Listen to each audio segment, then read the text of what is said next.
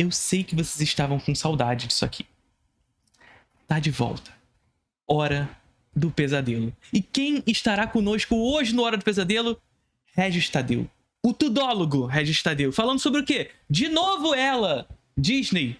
O fim do Império? Me diga, Regis Tadeu. É o fim do Império da Disney? Olha que beleza. Olha que beleza. Os áureos da animação, a Disney reinava absoluta como um padrão de excelência inquestionável.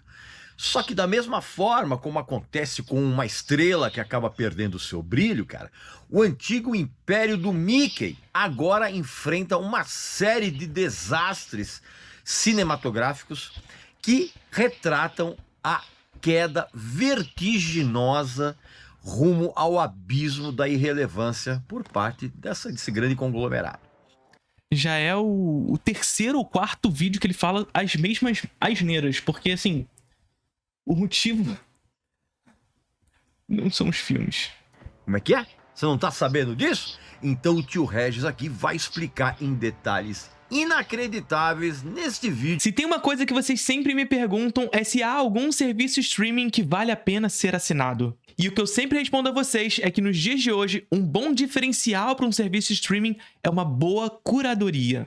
Um streaming que não só vai te dar acesso a filmes, mas que vai te fazer conhecer esses filmes.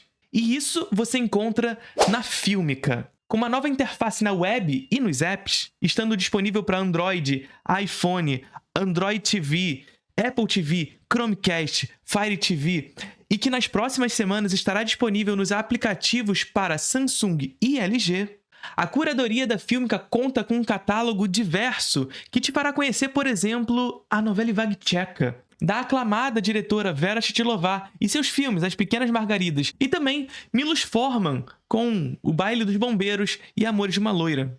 Além disso, você encontra mais de 10 filmes da aclamada diretora belga Chantal Akerman, inclusive o eleito melhor filme de todos os tempos pela Sight and Sound, Jeanne Dielman.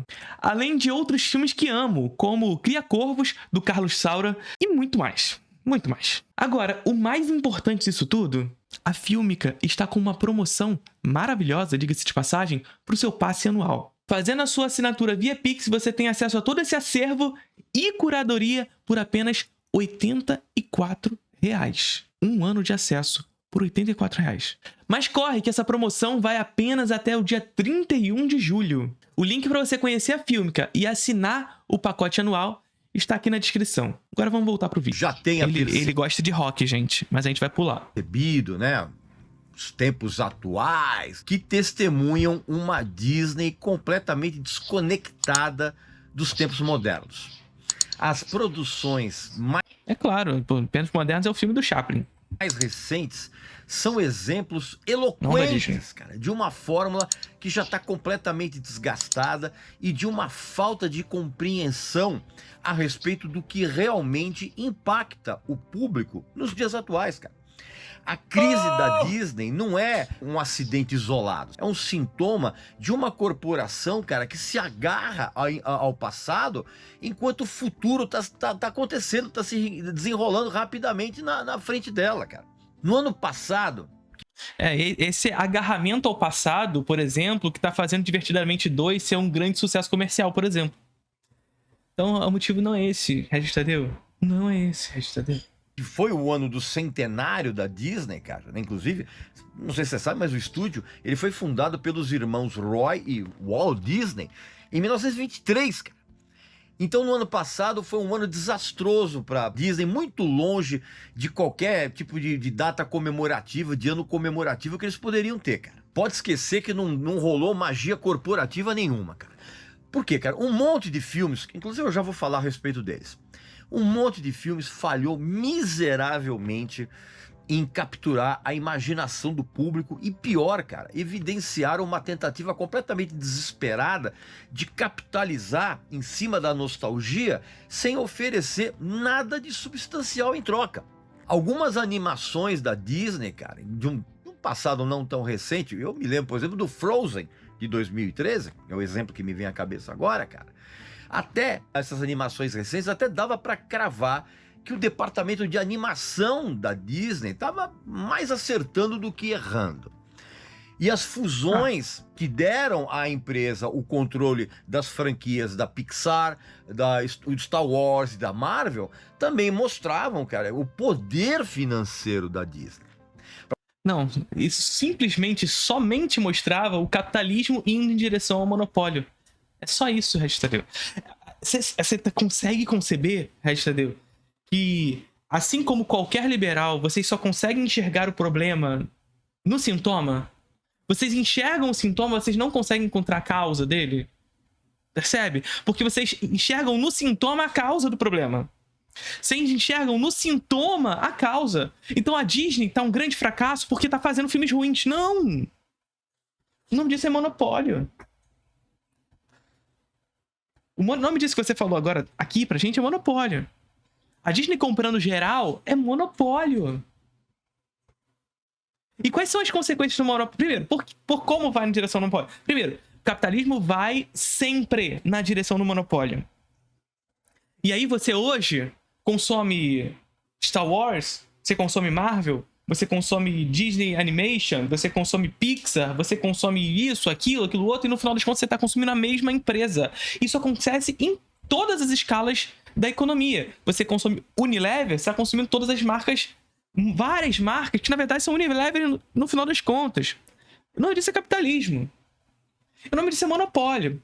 E quais são as consequências do monopólio? Ora, no pré-pandemia, a Disney dominava todas as salas.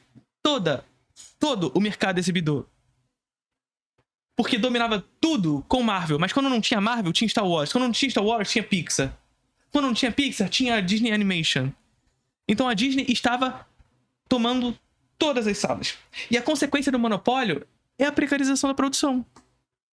Porque se você domina todo o mercado, o que você tem como consequência disso? Você tem o controle sobre as demandas. Porque você tem a capacidade de, sozinho, construir as demandas que você vai estabelecer. E quando você tem domínio sobre essas demandas, você pode simplesmente precarizar o trabalho, você pode diminuir custos, que no final das contas vão resultar nos filmes. Então os filmes são uma grande porcaria? Estão. Mas o resultado disso é capitalismo. Para você ter uma ideia, em 2019, cara, a Disney teve 7 dos 10 filmes mais assistidos do planeta. Cada um deles com bilheterias muito superiores a $1 bilhão. 5 bilhões e meio de reais pelo câmbio atual. Cada filme. Sim, mas é justamente isso. Nós tivemos uma formação de monopólio que consolidou a Disney como dominadora desse espaço.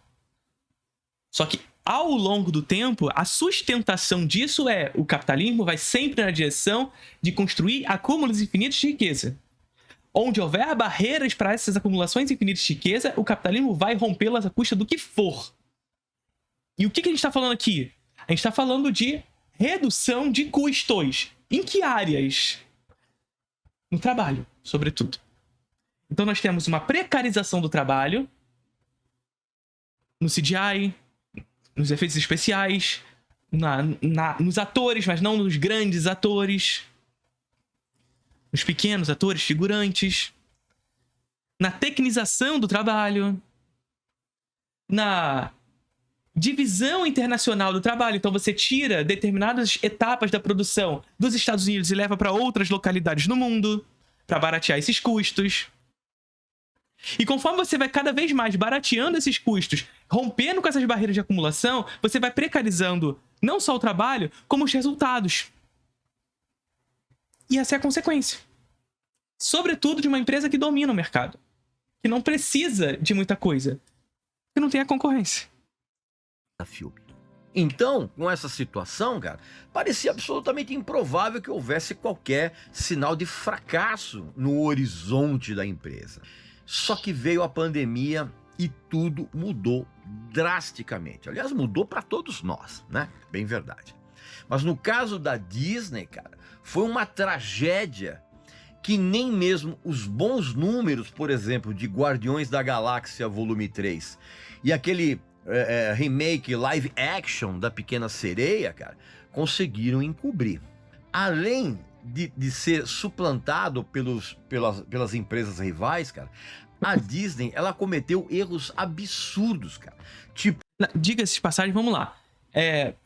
Qual foi essa suplantação das empresas rivais sobre a Disney? Aonde isso aconteceu? No cenário pós-pandemia, nós entramos num período de crise das salas de cinema. Não só da Disney. Do mercado de cinema como um todo. Tirando o streaming, que continua avançando. Então, a crise é geral. É claro que nós tivemos alguns filmes que despontaram nesse caminho, que, por acaso, não são, no geral, filmes Disney. Então, nós tivemos Top Gun, nós tivemos Oppenheimer, nós tivemos Barbie, Warner, no caso. Nós tivemos o Mario, que é Illumination, se eu não me engano.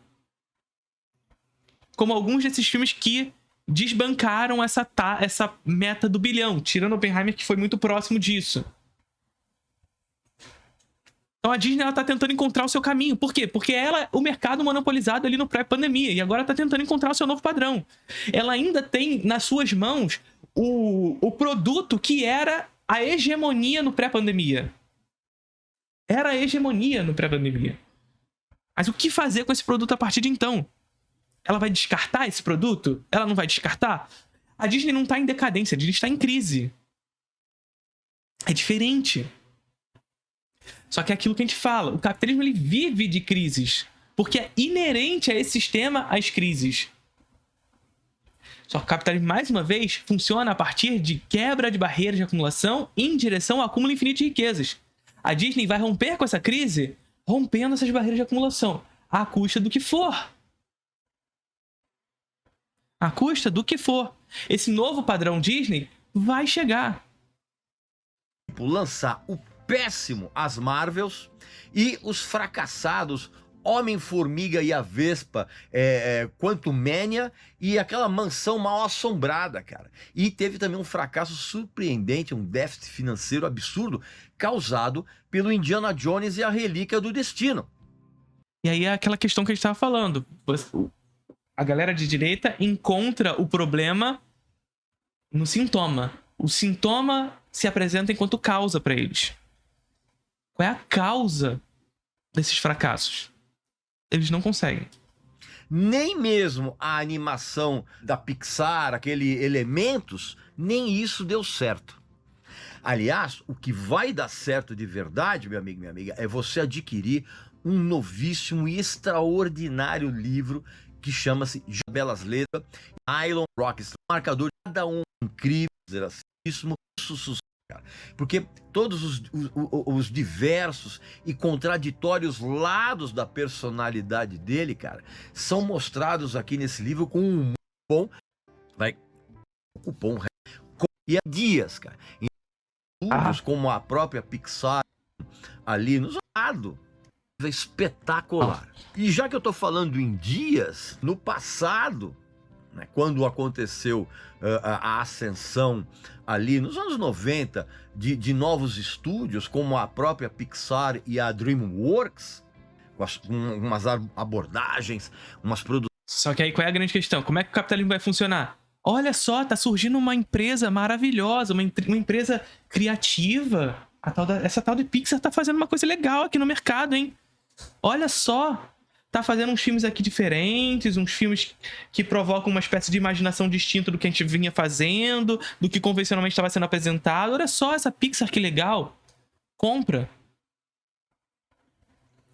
Coloca pra dentro da Disney. E aí você coloca pra dentro da Disney e você passa a fazer com que a Pixar faça parte desse guarda-chuva Disney, onde no final das contas, quando você vai pro cinema, você tem a opção de escolher vários tipos de filme. Entre Star Wars, entre Marvel, entre Pixar, entre Disney Animation, entre isso, entre aquilo, todos os filmes da Disney. Do mesmo guarda-chuva, da mesma empresa no final das contas. Com os mesmos projetos, com as mesmas práticas de mercado. E qual é a consequência disso? A Pixar passa a funcionar sob a mesma ótica da Disney. Vender o seu passado.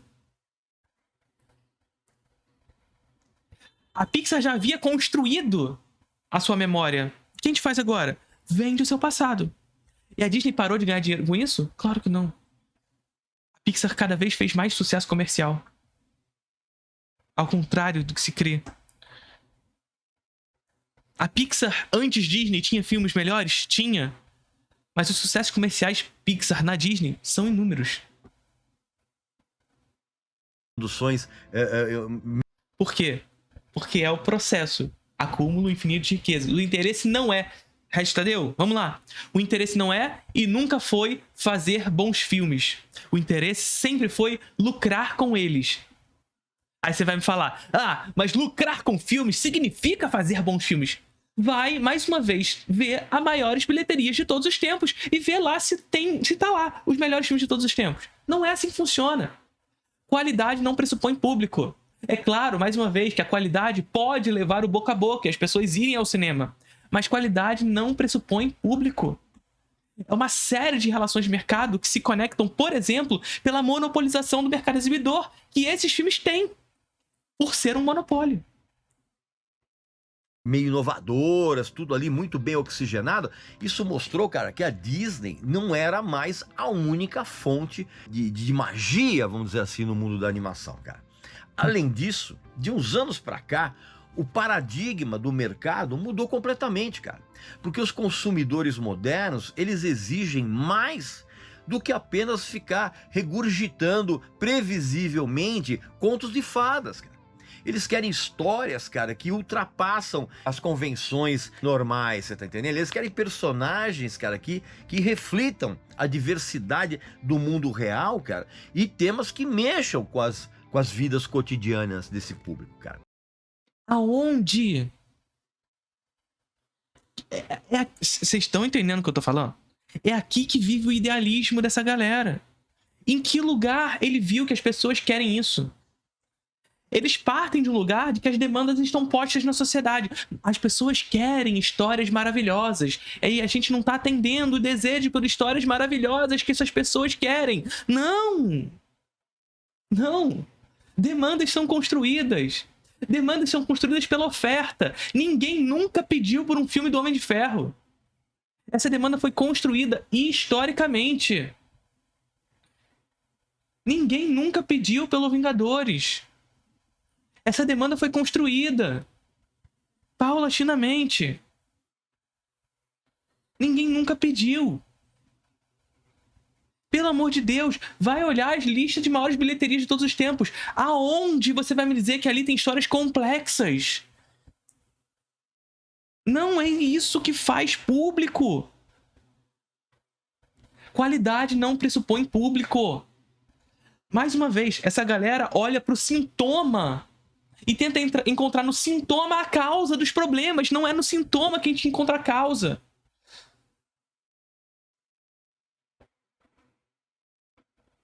As causas têm raiz econômica, têm raiz política, têm raiz intimamente relacionada ao sistema produtivo no qual estamos inseridos.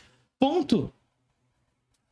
E a Disney, com a sua relutância em se adaptar a essa realidade, cara, ela, na verdade, ela está condenada a repetir os seus erros até quando isso não puder mais ser consertado. Que aí vai ser quando o fim do império vai ser irremediável, cara. E isso está muito próximo de acontecer. Na verdade, o que aconteceu com a Disney...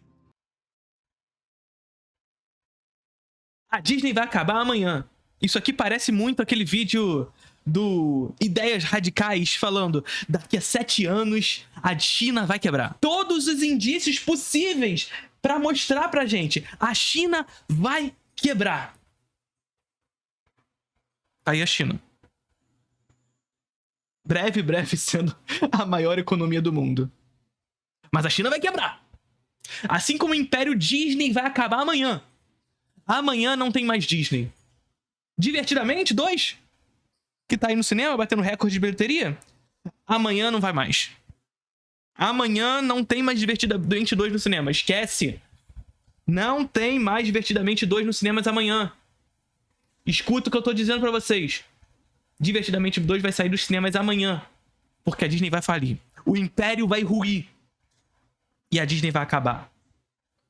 Todos os indícios estão aí. Quais são os indícios? Os filmes são muito ruins. Ora, Regis Tadeu, mas por quê? A Disney sempre fez filme ruim. Por que hoje vai quebrar? Porque hoje é assim.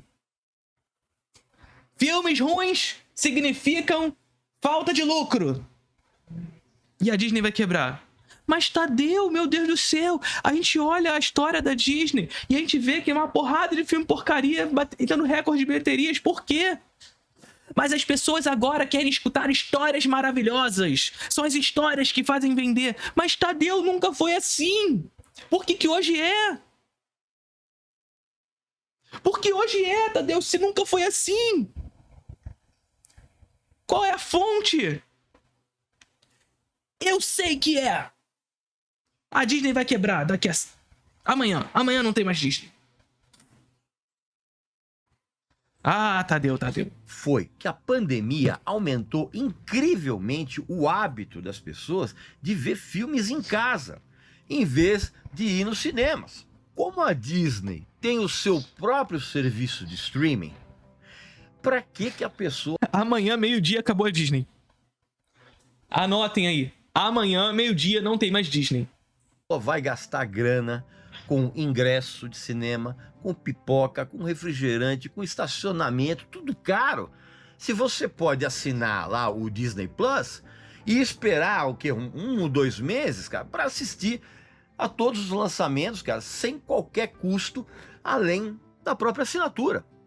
É claro que isso... olha só o que eu tô falando.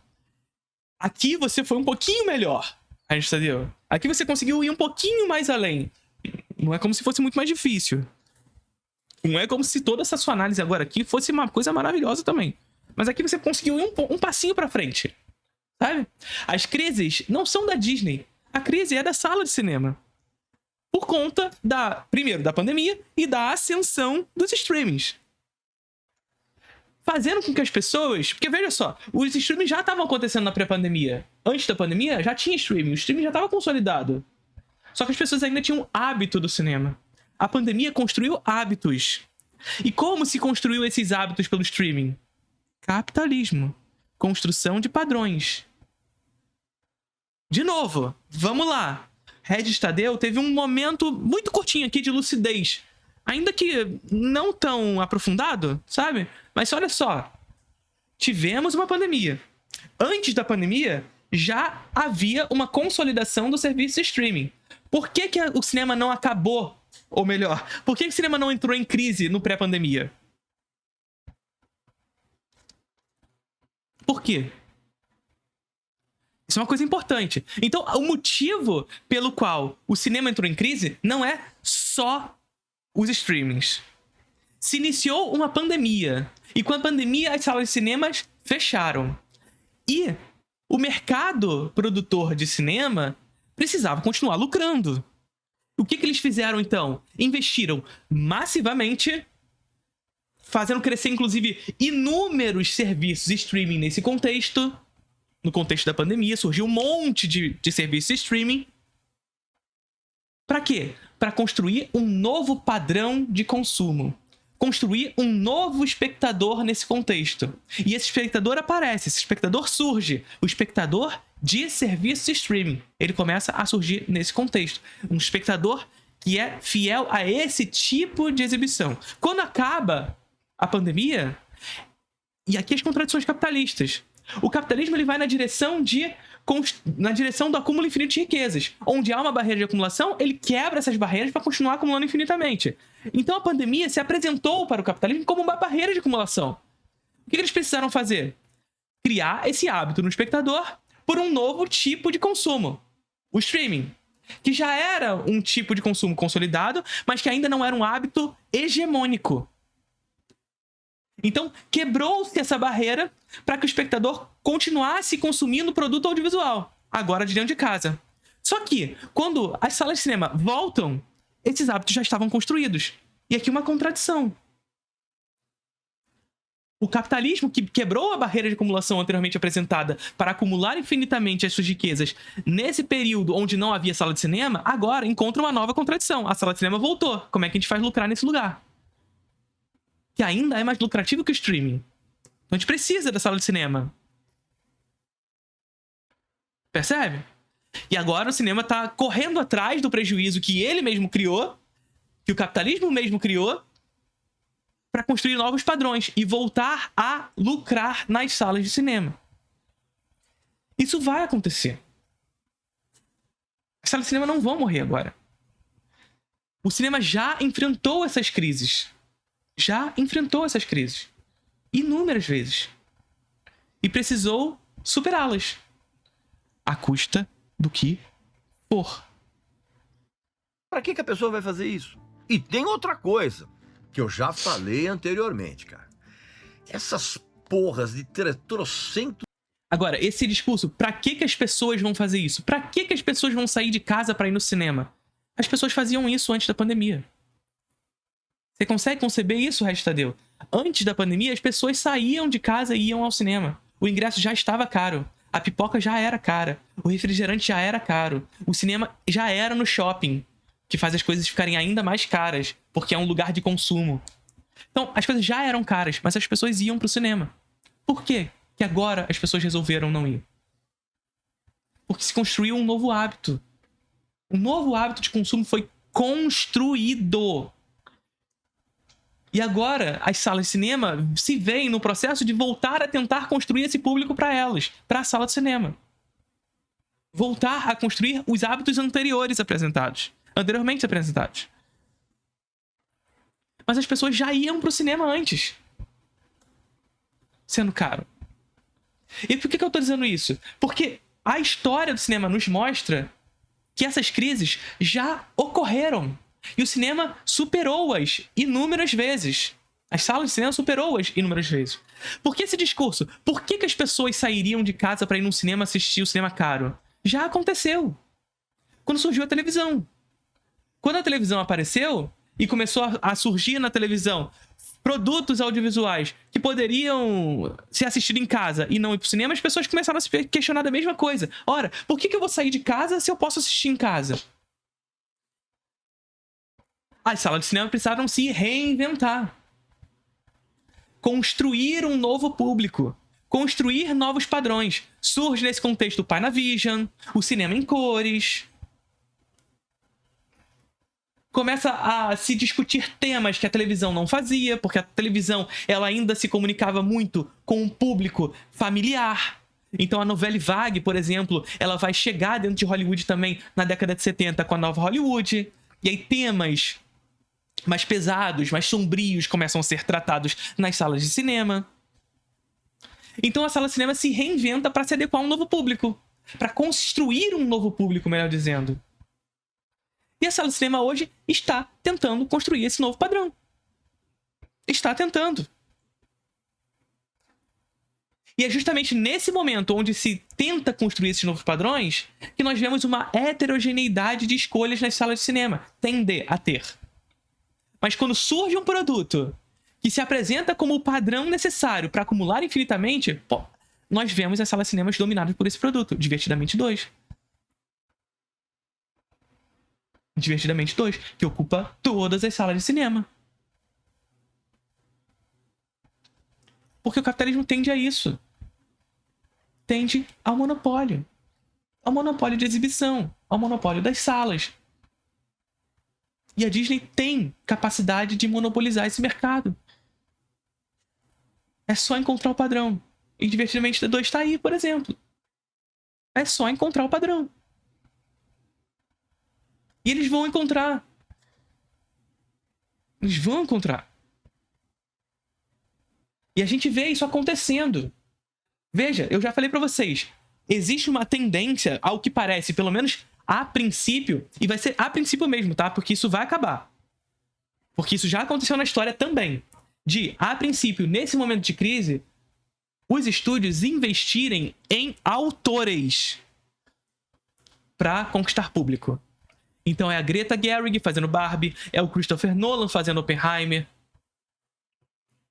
tá ligado? É o James Cameron fazendo Avatar. Ou seja, são autores que podem se utilizar dos meios da linguagem para fazer algo diferente para as massas. Se utilizar da técnica e do desenvolvimento dessa técnica, da evolução dessa técnica para apresentar algo novo para o público. E tá aí. O Christopher Nolan, sempre que vai fazer um dos seus filmes, fala: o meu filme tem que ser assistido em IMAX. Tentando dizer pra gente o quê? Olha, o IMAX pode ser a solução pro problema do cinema. E o James Cameron, a mesma coisa. Olha só, Avatar 5 vai ser lançado em 3D sem óculos.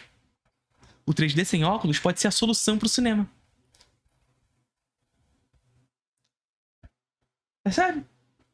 Dos filmes de super-herói. É o tal do lastro na história. Existem lastros na história. O capitalismo ele é cíclico. As crises são cíclicas no capitalismo. Cara, isso já encheu o saco de todo mundo.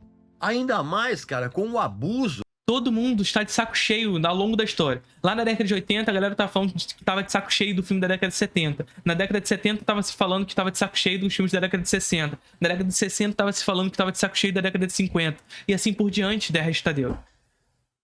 Sempre assim. De personagens lá de quadrinhos, cara, de segunda linha. E não só a Disney se ferrou nessa, cara. Vamos lembrar os pavorosos filmes da DC Warner, cara. Como o Besouro Azul, The Flash e o Shazam, cara. Que também foram fracassos retumbantes, porque eram umas porcarias. Mas e Barbie, você não fala não? E não foi só a paciência do público que estourou, cara. Todos esses filmes, cara, que eu falei aqui, são umas bombas de esterco cinematográfico, cara. Umas merdas babilônicas. Todos eles... Quais filmes da Marvel não são merdas babilônicas no cenário pré-pandemia? A crise não tem nada a ver com isso. demonstraram... A crise não tem a ver com os filmes. Os filmes são só resultado de um processo que está intimamente relacionado à precarização do trabalho, por exemplo. Que tem resultados no filme. cara, um nível de desleixo inaceitável, cara. Porque filmes com conceitos fraquíssimos, visuais grotescos, enredos sem pé nem cabeça, roteiro e muito mais um monte de outras patuscadas. Se existe um caminho a seguir para evitar a derrocada do império da Disney, cara... Qual é a solução, Restadeu? Vamos lá. Diga, gente, qual é a solução para Disney? Regis Tadeu, na sua casa, com o seu Regisflix ao fundo, vai nos dizer hoje. Qual é a solução para Disney? Diretores da Disney, anotem a dica de Regis Tadeu agora, hein? Anotem a dica de Regis Tadeu agora. Ela vem. Ela vem. Breaking news. Lá vem. Lá vem. Cara, esse caminho começa por fazer filmes melhores. Os executivos da Disney... Resolvemos o problema do cinema. Breaking news. Resolvemos o problema do cinema. A solução para a crise das salas de cinema hoje passa por fazer filmes melhores. Lindo! Maravilhoso! Agora, Restadeu, me diz por que Furiosa foi um fracasso nas bilheterias. Um sucesso de crítica. Um bom filme. Tecnicamente um bom filme, nas mãos de um grande diretor. Por que foi um fracasso? Né? Que antigamente eram considerados uns visionários, aquela coisa toda. Agora eles... Qual é a solução para fome? Comer. A solução para fome no mundo é fazer as pessoas comerem. Parecem presos, cara, a uma mentalidade de lucro imediato. Apostando, inclusive, em uns remakes, assim, hipoteticamente seguros, cara. Também apostando em sequências, cara, completamente sem alma. Aqui tu falou uma coisa. Tu mencionou a palavra lucro. Você percebe, Tadeu? Olha só, você consegue. É só ir na raiz do problema. O problema não é o produto. O problema não é o produto. O problema é a raiz. Para sustentar esse império, cara. E todos eles estavam aparentemente focados no centenário da empresa. Mas como... Frase do filósofo brasileiro. Mas como acaba com a fome se nós temos fome todos os dias? Do ano passado, cara. E eles quiseram continuar a lucrar em cima de glórias antigas, cara. Apostando em nostalgia, em vez de tentar algo criativo. Assim, os caras mostraram uma... Cara, eu pareço que eu estou reagindo ao mesmo vídeo que o Regis Tadeu fez umas 5 vezes. Ele continua... Gente, nos últimos 5 vídeos que o Regis Tadeu falou sobre a Disney, ele falou que a Disney ia acabar amanhã. E a Disney ainda não acabou. Regis Tadeu, quando é que isso vai acontecer? A gente tá esperando. Eu quero que isso aconteça logo, Tadeu. Me diz, por favor, qual é a data? Qual é a data, Tadeu? Me avisa, eu quero muito comemorar. Eu quero muito fazer uma festinha aqui no meu play, chamar toda a galera do Desencontros.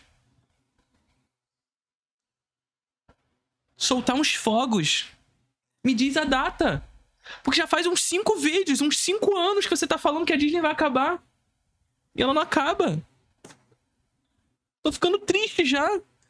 Eu já comprei os fogos, estão todos aqui no armário. Estão todos aqui no armário já acumulados, pegando poeira. Se duvidar, nem funcionam mais. Você prometeu, Regis Tadeu. Você me prometeu que ia acabar. Mas qual é a data? Preguiça totalmente arrogante. E a impressão, cara, foi de que tudo que eles fizeram foi jogar no mercado produtos que todo mundo já tinha visto antes, só que... Desde sempre! Padronização do gosto. A indústria da cultura funciona a partir de um projeto de padronização do gosto. Então, as pessoas já viram. Eles jogaram produtos muito piores. E essa abordagem conservadora, cara, apenas serviu para alienar uma audiência cada vez mais exigente, cara, na hora de gastar o seu suado dinheirinho. Então, meu amigo e minha amiga, o declínio da Disney... Vocês conseguem conceber que essa ideia de que consumidor exigente, cada vez mais exigente para gastar o seu dinheirinho, é histórico?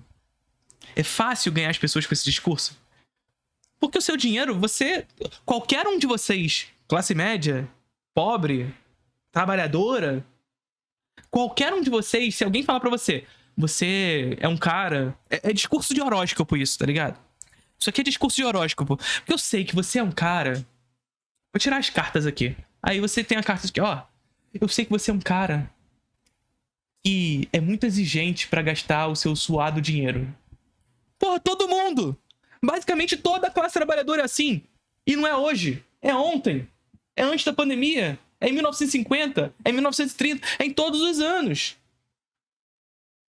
Classe trabalhadora é exigente pra gastar o seu dinheiro. Não é hoje. Disney não é só uma questão de filmes mal sucedidos, assim, mas também, cara, uma falha fundamental em evoluir com os tempos.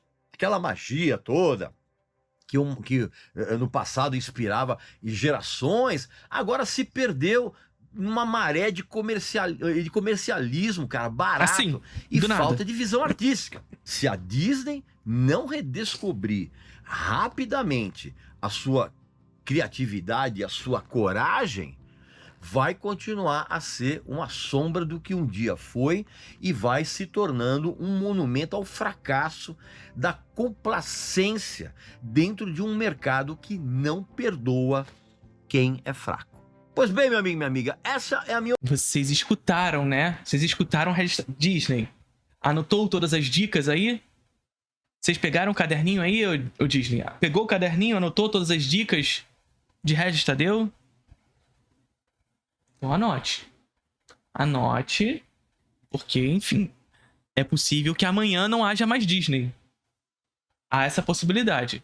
Então anote todas as dicas desse homem que entende. É o tudólogo da internet. Ele entende de tudo.